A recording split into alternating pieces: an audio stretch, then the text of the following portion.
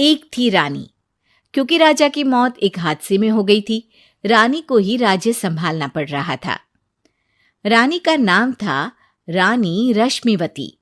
रानी ईमानदार थी और प्रजा की सेवा में लगी रहती थी। एक दिन उसके दरबार में 3 नौजवान आए, रमेश, सुरेश और दिनेश। कहो, क्या सहायता कर सकती हूं मैं तुम्हारी? हम आपके दरबार में काम करना चाहते हैं ताकि जनता की सेवा कर सके। लेकिन अभी तो तुम्हारी उम्र बहुत छोटी है। तुम लोगों को तो अभी अपनी पढ़ाई पर ध्यान देना चाहिए। हमारा मन पढ़ाई में नहीं लगता। माता पिता को लगता है कि हम किसी के लायक नहीं है और हम साबित करना चाहते हैं कि हम लायक हैं। उत्साह बहुत अच्छा है, मगर अभी उम्र कच्ची है तुम लोगों की। अरे उम्र से क्या होता है रानी जी? शास्त्रों में लिखा है कभी किसी के ज्ञान को उसकी उम्र के आधार पर नहीं देखना चाहिए। बात तो सही है तुम्हारी। और अगर सच में तुम ये संकल्प करके आए हो कि तुमको यहाँ काम करना है, तो पहले परीक्षा देनी पड़ेगी। 3 परीक्षा, एक शारीरिक परीक्षा, एक बुद्धि की परीक्षा और एक देशभक्ति की परीक्षा। और ये क्या है? वो मंत्री महोदय तुम्हें समझा देंगे। हमारे पास समय नहीं है। अगर तुम लोग तैयार हो तो बताओ। हाँ, हम तैयार है किसी भी परीक्षा के लिए। मैं भी तैयार हूँ कुछ भी कर गुजरने के लिए। तो ठीक है मंत्री जी, आप इन तीनों की परीक्षा कल से ही शुरू कर दीजिए। जो आ गया रानी साहिबा। अगले दिन से ही तीनों की परीक्षा शुरू हो जाती है। पहले शारीरिक परीक्षा, यानी किस में कितना है दम, ये देखेंगे हम। क्योंकि शरीर में दम होगा तभी तो प्रजा की सेवा में दम लगा पाओगे। हमें क्या करना होगा? वो पेड़ दिख रहा है, जो सबसे पहले चढ़ेगा उस पे दरबार में नौकरी पाने के अवसर उसी के बढ़ जाएंगे। मैं चढ़ता हूँ। अरे रुको रुको, गिनती गिनने दो। 1, 2, 3। 3 की गिनती के बाद रमेश और सुरेश भागकर पेड़ के पास गए, मगर दिनेश आराम से पेड़ के पास गया। जैसे ही रमेश और सुरेश आधे पेड़ तक चढ़ गए, दिनेश ने उन दोनों की टांग पकड़ के उन्हें नीचे गिरा दिया और खुद पेड़ पर चढ़ गया। दिनेश की जीत हुई। अरे लेकिन इसने बेईमानी की। बेईमानी नहीं की, बुद्धि लगाई। शरीर के दम के साथ दिमाग में भी दम होना चाहिए। क्यों मंत्री जी? हाँ, बात तो तुम्हारी सही है। लेकिन बात अगर बुद्धि की है तो बुद्धि की असली परीक्षा हम कल लेंगे। शाम को जाकर मंत्री रानी को सब बता देते हैं। यानी दिनेश उन सब में ज्यादा होशियार है। जी रानी साहिबा। अगले दिन तीनों की बौद्धिक परीक्षा का समय होता है। आज हमें क्या करना है मंत्री जी? थोड़ा सब्र करो, कल जल्दबाजी में ही हारे थे तुम। सही कह रहे हैं मंत्री जी। अरे तू क्यों ज्यादा बोल रहा है? तू भी तो हारा था ना कल। ए दिनेश, ज्यादा होशियार मत बन। अरे लड़ो मत। आज की परीक्षा पर ध्यान दो। आज की बौद्धिक परीक्षा में ये कुछ बोरे हैं, कुछ में नमक है और कुछ में रुई। जिसको जो ले जाना है उठा लो। देखते हैं कि कौन जल्दी से कोई भी एक बोरा नदी के उस पार लेकर जाता है। समय शुरू होता है अब। तीनों बोरों की तरफ बढ़ते हैं। सुरेश, नमक की बोरी भारी है, ले जाने में मुश्किल होगी। हाँ, सही कह रहा है। रुई हल्की है, हम दोनों रुई लेकर चलते हैं। अरे भाई, मैं तो नमक लेकर जाऊंगा। रमेश और सुरेश ये सोचकर हंसते हैं कि आज तो दिनेश हार ही जाएगा। दौड़ शुरू होती है। 1, 2, 3।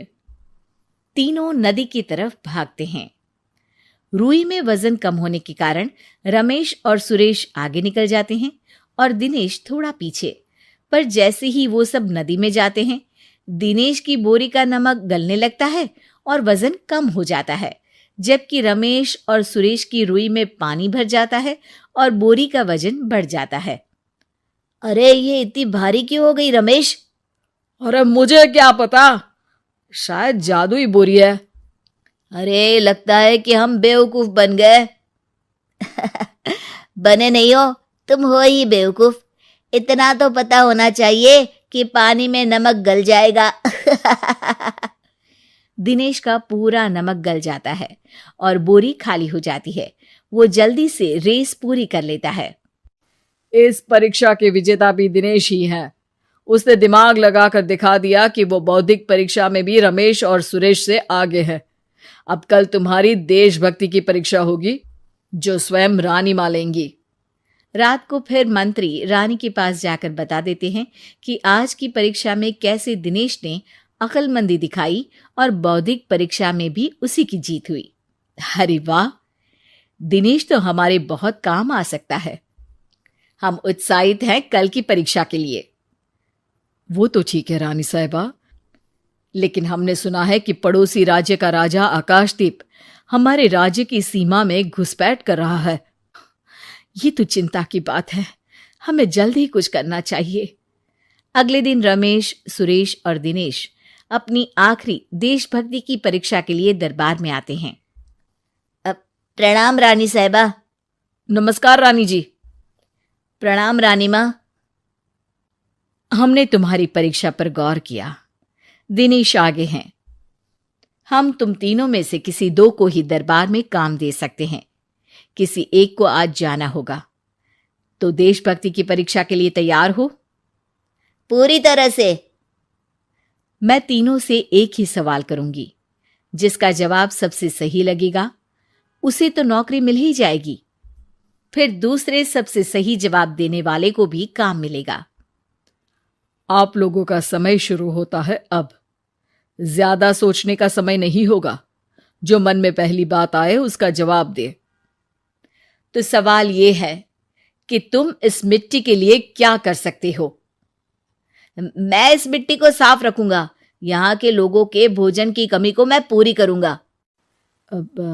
मैं यहाँ के लोगों को गले लगा लगा के उनको खुशी दूंगा रानी माँ, और गरीबों के लिए घर बनवाऊंगा। मैं इस मिट्टी के लिए किसी की जान भी ले सकता हूं रानी माँ। मंत्री, दिनेश को एक तलवार दो। जी रानी जी। दिनेश, पड़ोसी राज आकाशदीप की जान तुम्हारे हाथ में है। जाओ, अपना काम पूरा करो। आज रात को तुम उस पर हमला करोगे जब वो सो रहा होगा। दिनेश वहां से चला जाता है। रानी मां, ये आपने क्या किया? अभी किया नहीं है मंत्री जी। आप आकाशदीप को संदेशा भिजवाओ कि पड़ोसी देश का एक कातिल रात को उन पे हमला करेगा और दिनेश को पकड़वा दो। अरे, ये आप क्या कह रही हैं और क्यों कर रही हैं आप ऐसा? राजा को लगेगा कि हमने उसकी मदद की, उसकी जान बचाकर। वो हमारे राज्य का पीछा छोड़ देगा और हमारा एहसानमंद हो जाएगा। और दिनेश का क्या होगा? इस राज्य को दिनेश जैसे शातिर और लड़ाकू लोगों से ज्यादा जरूरत है, ऐसे लोगों की जो लोगों को खाना खिलाने की और खुश करने की बात करे। और ये गुण सुरेश और रमेश में है। इन्हें नौकरी दे दो। दिनेश बहुत चतुराई से नौकरी हड़पना चाहता था, जिसके लिए उसने रमेश और सुरेश जैसे दोस्तों का भी नुकसान किया। पर रानी ज्यादा चतुर निकली। उसने एक तीर से दो निशाने लगाए। दिनेश जैसे खूंखार युवक को राज्य से बाहर करवा दिया और पड़ोसी राजा आकाशदीप को अपना एहसानमंद कर लिया। पूरा दरबार रानी की जय जयकार कर रहा था।